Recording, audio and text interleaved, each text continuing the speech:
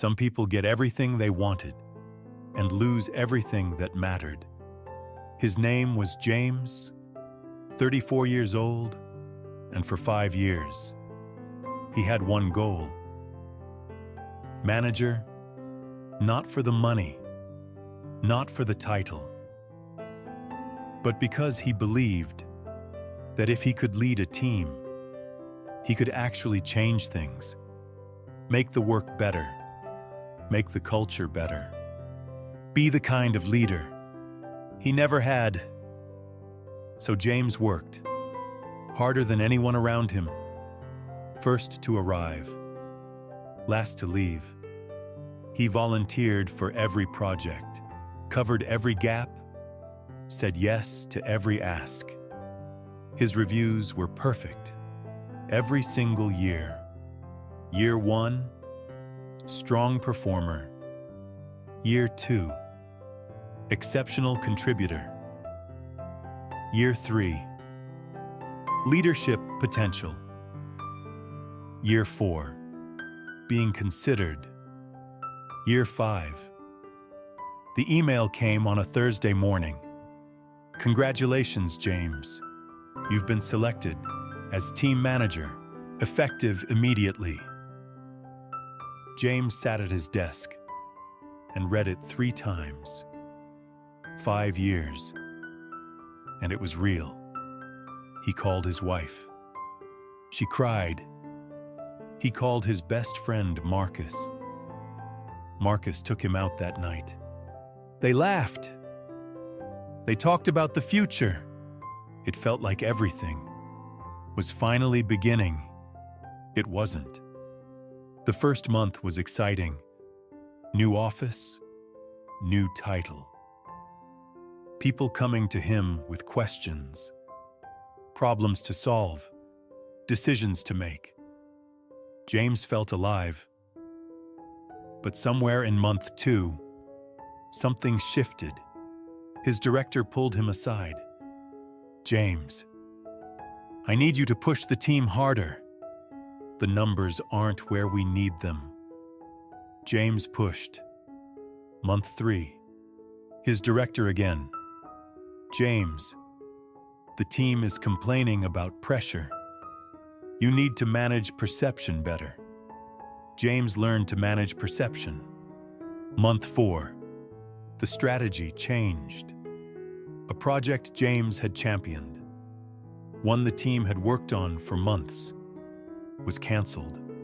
From above, without explanation, James was asked to announce it to his team. Smile while you do it, his director said. James smiled. Month 5. An employee named Kevin came to James privately. James, the culture is getting toxic. People are afraid to speak up. James looked at Kevin and said what he had been trained to say. I hear you, Kevin. Let's set up a follow-up. There was no follow-up. Month 6. James sat in a meeting where his director praised him in front of senior leadership.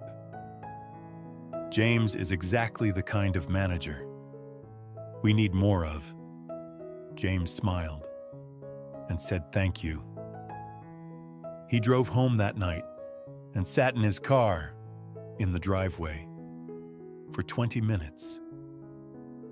He didn't want to go inside, not because anything was wrong at home, but because he didn't recognize the person who would walk through the door.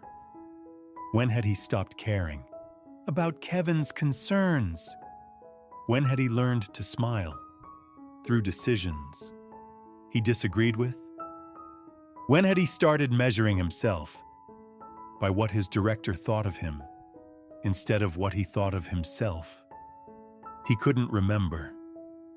He went inside, kissed his wife, ate dinner, and went to bed.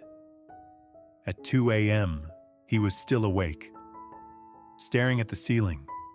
He thought about the version of himself that had wanted this promotion, That person had values. That person had a vision. That person cared. Where did he go? James took a week off, the first in 3 years. He spent the first 2 days doing nothing, just existing. Without performance reviews, without director feedback, without perception management.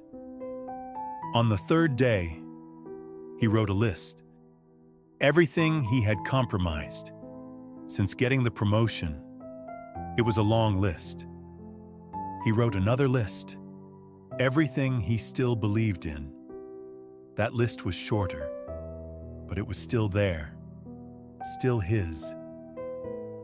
He went back to work, but differently.